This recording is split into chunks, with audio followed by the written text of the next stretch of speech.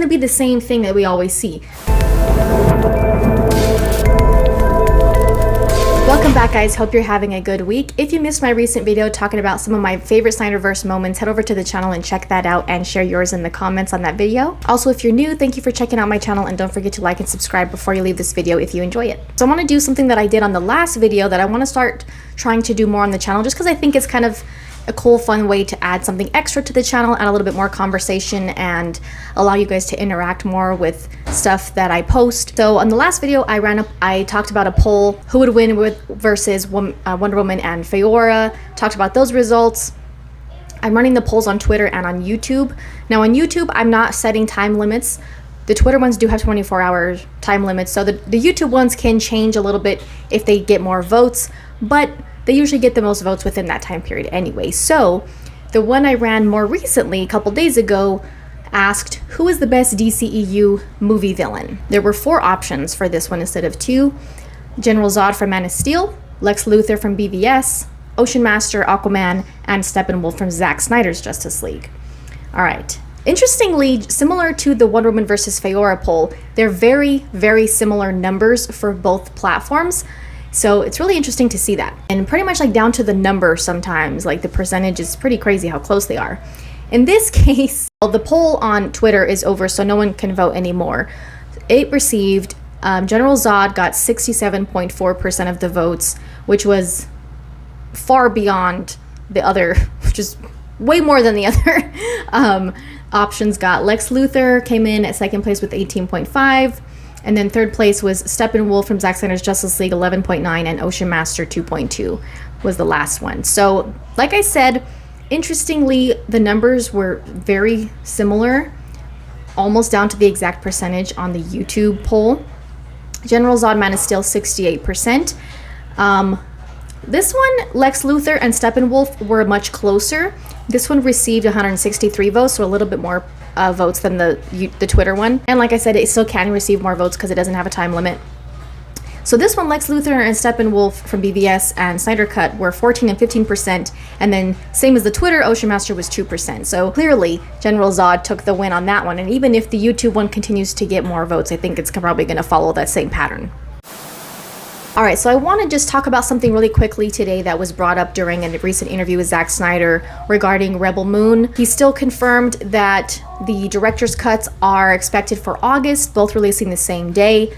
Like I've said many times before, I will share when we get an exact release date for August. We know they're going to be about an hour longer for each part, so 6+ hours total for parts 1 and 2. This question that he meant that I want to mention on the channel was regarding part 3. He did mention in some other interviews that I brought up on the channel that obviously they would like to go forward with part 3, and they've known for quite a while where that story would lead, which if you've seen part 2, even the PG-13 version, you can see what direction that would be going in, because the end of it kind of leads into that. I'm definitely looking forward to the director's cuts for sure. But this question was, will there also be a third part of the sci-fi saga, which I think is going to come up a lot in interviews till we get a confirmation on that, yes or no. He said, sure, Rebel Moon is my version of the Seven Samurai in space. By the way, I will also create a director's cut for a third part. So I do have a lot of confidence that they will have at least a third part for Rebel Moon.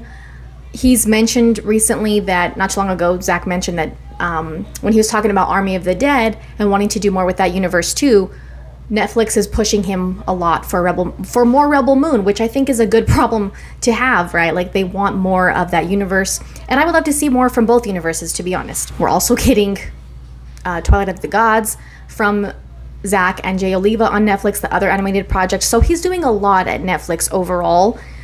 And that one I'm definitely looking forward to. I had a couple of updates on that show on the channel as well if you need to get caught up on that.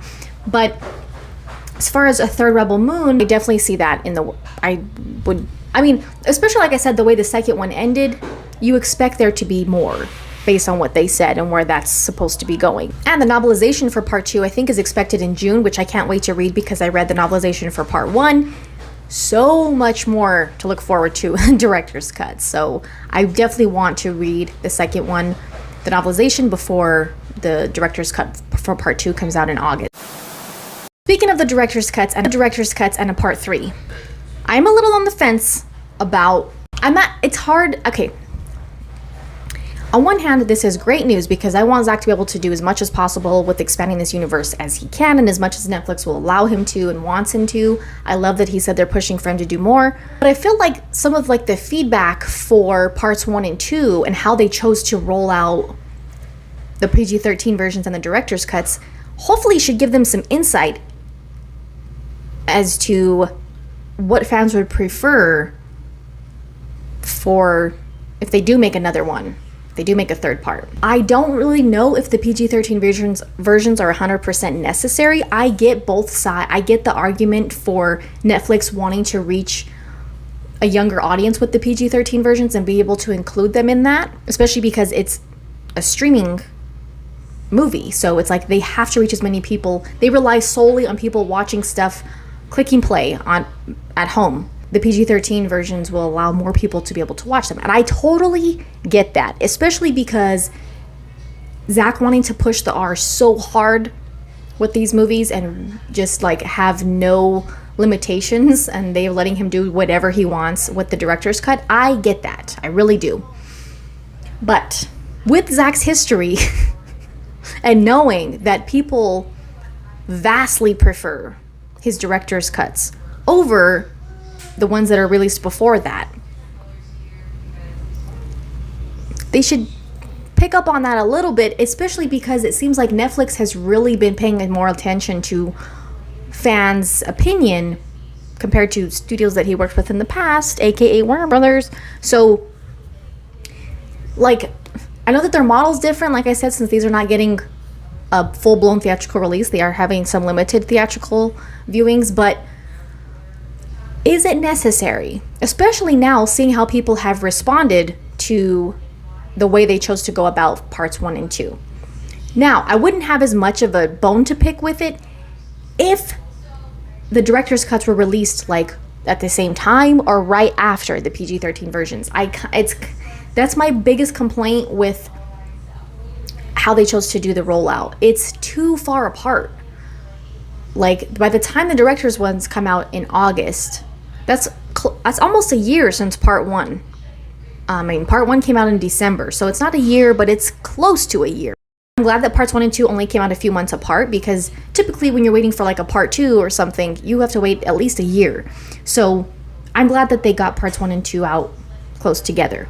But I would have preferred that the director's cuts came out close to, you know, the PG-13 versions, if not at the same time. I know that's probably a lot to expect because they filmed everything at the same time. You know, they filmed for a very long time to film parts 1 and 2 back to back. They are using some different takes for the director's cuts. Even just for some of the dialogue, they're using different takes because of the overall tone of the film. Clearly, they're an hour longer each, so that is significantly longer. And I totally get that, and I know that it's a lot to do in post-production, and they are just like grinding. But that's how I like it. I think that, you know, they might have got a little bit better reception to the fact that they're releasing 2 different versions had the director's cuts come out closer to the release of the PG-13s. So if they do move forward with a third part, that's what I hope they take into consideration. I understand that they're probably still going to want a PG-13, they're probably still going to want to do the same thing, a PG-13 version and then a rated R version, and just let him do whatever he wants with the rated R. But I hope that they pay attention to the difference in response when the rated R versions come out. You know that they're going to get much more, like, it's going to be the same thing that we always see. They should have just released this one to begin with. Why even release the PG-13 versions? These are the definitive versions, which Zack has said himself. Those are his true, unfiltered visions. Not that he didn't have to compromise like the story for the PG-13 versions or like make those kind of changes. It just had to fit into a PG-13 rating and be cut into 2 parts instead of one super long part. That's fine, but we already know how that's going to go once the director's cuts get released. We already know what we're all going to be saying. And I know that this is a different situation, like I've mentioned many times. It's not the same as before when he's just having a terrible toxic relationship with the studio and they're forcing him to do all these things that he doesn't want to do necessarily and giving him stupid notes like add more humor and like that's not happening, and he loves a relationship that they're having on Netflix, and he's very proud of the PG-13 versions, like he's mentioned before. And he loves that they automatically wanted him to have director's cuts before. So I know it's a different situation, and I 100% appreciate that. Nevertheless, I am really happy for Zack and Deborah and their team, and that they get to build out this universe at Netflix. And it's really cool that they've given them the opportunity to do that and expand on it as much as possible. So I'm happy for them. I hope that they consider that, you know, when moving forward with a part 3. So I wanted to go ahead and provide that update and, you know, share my thoughts on that. Thank you guys for the continued support. Like I said, if you want to check out my favorite Snyderverse moments video, you can check that out on the channel now, and give me any ideas that you have for polls that you would like to see on Twitter and YouTube. Don't forget to check out the short section as well if you're interested, and the link for my Hive Marketplace storefront down in the description. I appreciate you guys so much. See you next time.